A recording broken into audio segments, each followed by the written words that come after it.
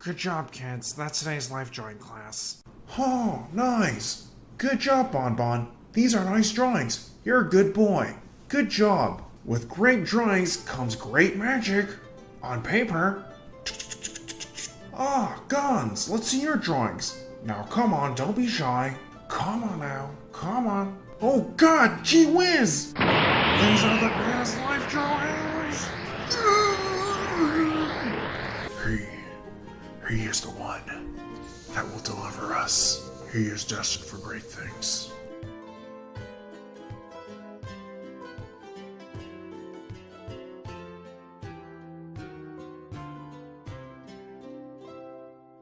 There used to be this old-fashioned belief that if you're great at life drawing, you're destined to be one of the best animators out there in the industry. A lot of people in animation studios and animation schools really encourage life drawing as a practice in general.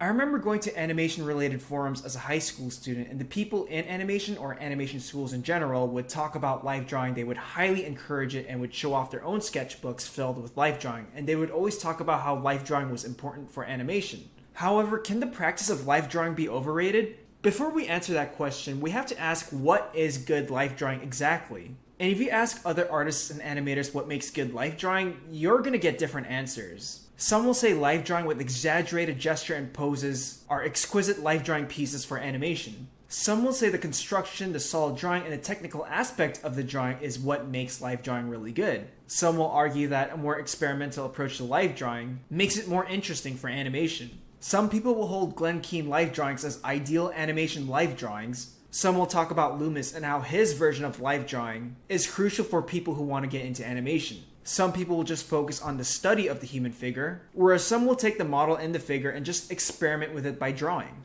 The problem we see here is that when it comes to life drawing, there are so many different schools and different philosophies that come to what makes good life drawing. When I was at Sheridan College's Art Fundamentals program, I was actually preparing two different portfolios, one for CalArts' animation program and one for Sheridan's animation program. And each of those portfolios, I had a different approach. When it comes to life drawing for animation in Sheridan, they looked for line control, they looked for construction, line weight. They asked you to submit 5-minute drawings, 3-minute drawings, 1-minute drawings. And they use an actual criteria sheet to score or grade the work if it hit those marks. When I applied for CalArts, they talked about experimenting with different mediums, experimenting with different approaches. I remember in the website, they challenged prospective students to think about life in their drawings. So already there's a difference. And I've seen many school rivalries start because of how they judge each other's life drawing. And that's basically how they judge the student from that rival school. And because of this, I do think the idea of life drawing has kind of been fetishized in animation schools to the point where it kind of lost its meaning and its purpose. Like, it got to the point where people will just see someone's life drawing, be really impressed, and say, that guy is going to be one of the best animators out there. This problem also seeps into animation forums too. I remember people would just spout out the word life drawing as valid feedback and criticism for someone who was just posting art that had nothing to do with life drawing. When someone posted a drawing that was clearly supposed to be cartoony, someone would just say, you gotta do life drawing, or force life drawing as valid feedback. And really, it was just a word to make them sound entitled, smart, and privileged. So let's talk the talk. Does life drawing make you a great animator? First off, let's look at yes and why. Yes, because it teaches you figure drawing skills, whether it's learning how to construct the human body, the skeleton, the foundation, the anatomy. This is all crucial to animating characters such as human beings or learning how to character design. And when you're character designing, especially human figures, you have to have some basic human anatomy knowledge to make it resemble a human. Fast gesture drawing sessions and practices are really good for an animator, especially when you have to animate your shorthands, you have to animate fast, and you can't worry too much about the details. You want to nail the overall idea down, and that's a benefit when it comes to fast gesture drawings. If you only have 30 seconds to complete the pose of a model, you're only going to want to nail the overall idea down rather than trying to draw the tattoos, the hairs, the specific traits of that model you can leave out. When you practice more contour or blind contour practices in life drawing, it helps you get rid of bad drawing habits. So bad drawing habits could be relying on a symbol for a body part and that you can't get out of it. Observational drawings help you find other ways to draw that specific part of that body. Life drawing can teach you or help you find drawing techniques that you can use. Some artists would put down a huge action line first before they start drawing everything else, whereas some would start from the twists and the pose of the torso and then move their way towards the legs and the arms and then the head. Live drawing sessions are great for playing around with different kinds of technique that best work for you. Imagine having to animate more realistic figures, or maybe superhero comic figures. Live drawing, anatomy, and gesture drawing skills will totally help on that. There's a lot of reasons why live drawing is highly recommended for people going into animation, and with good reason, and I could just go on and on talking about the benefits of live drawing.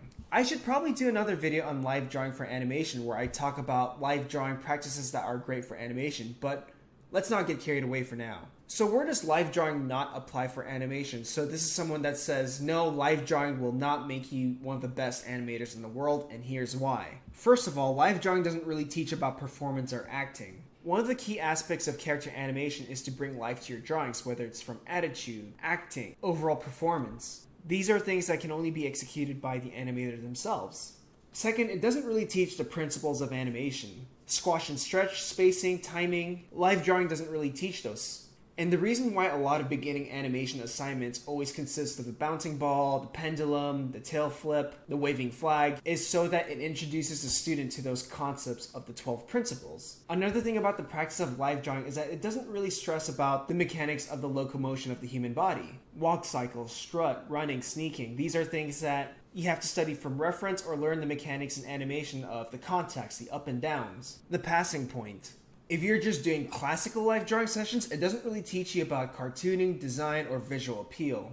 Unless you're in a live drawing class that is run by a design and animation person at the same time, in most cases in classical live drawing sessions, you're trying to get the right proportions, the realistic approach, rather than exaggerate the straights versus curves, the overall shapes, and proportions. Again, unless you have the person running the class really pushing for those elements. But in most cases, classical live drawing sessions, they want you to try and get the proportions right. They want you to understand the standards and the basics of things before you get into any form of stylization.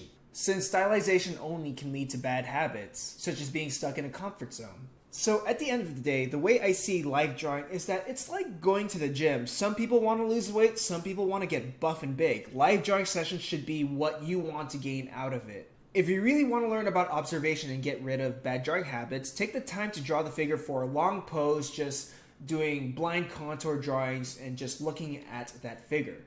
If you want to get better at drawing loose and fast, do sessions where the figure poses for 30 seconds. For people who want to paint, get better at color, eventually become VizDev artists, maybe have live drawing sessions where it's live painting sessions. You're painting the model, you add props around the scene, you add lighting to really study the elements of color and lighting. If you want to get better at anatomy, for example, if you want to be more technical with anatomy, study anatomy material or use a reference along with your live drawing sessions. Attend workshops that focus more about the technical anatomy of a human, and force yourself to utilize those techniques. So can live drawing actually make you a great animator?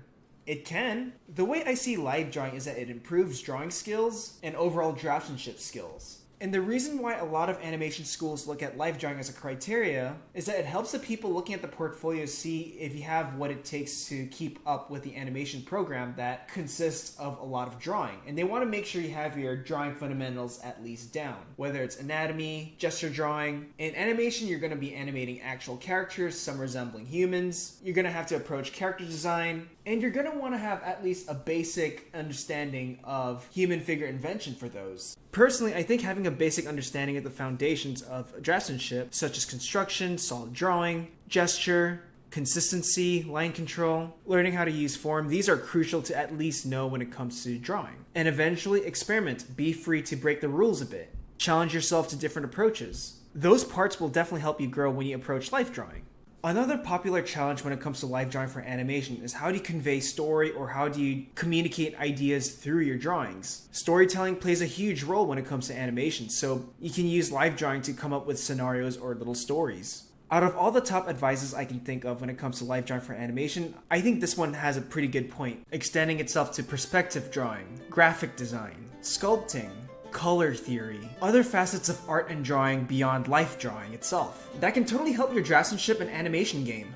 And all the things that I talked about that live drawing doesn't teach you about animation, you learn in those animation programs. Because those animation lessons and mechanics and concepts can go really deep. And you want to have the tools to be ready to absorb that material in. and that a lot of these animation programs go by really fast, so keeping up is crucial. However, there are a lot of great animators and artists that I know don't use live drawing or practice live drawing at all, and use references such as action figures or 3D models to help draw their pose. While some may call that cheating, others may call that working smart. But that's a discussion for another video. Now let's go back to the first question. Is live drawing overrated? The only overrated thing I can think about is that how people are trying to find that one method or that one technique of live drawing that will be the right technique for animation. People are always looking for the faster and better answer of learning live drawing with animation. Or how people claim that a certain practice of live drawing is ideal for animation in general. I think that aspect of live drawing for animation is totally overrated. Another overrated aspect about live drawing for animation is that by seeing someone's impressive live drawing, they make assumptions that they're a badass animator. Live drawing is a chance for you to work on weaknesses. Some people suck at fast gesture drawing, and some people just suck at knowing their anatomy. Some people have horrible drawing habits, and some want to experiment with a structure or technique that works for them. What you want to get better at may be different from what other people want to get better at. You also have to remember that the world of animation is incredibly diverse. So some styles might require you to break some rules, or some styles may require you to learn something that you've never learned before. But one thing I can advise is that you don't want to stay in one place for a long time. Anyways, those are just my thoughts of live drawing for animation. If you have some thoughts, I'd love to hear them. But remember, these are just my opinions. Anyways, thanks so much for watching. Interested in learning hand-drawn animation or learning how to finish an animated shot from beginning to end? Have a look at the store where you'll find the complete Introduction to 2D Animation video course, tutorials, and other resources. Learn classical animation approaches, drawing, lectures, techniques, and other process videos. Visit the store through the link in the description below.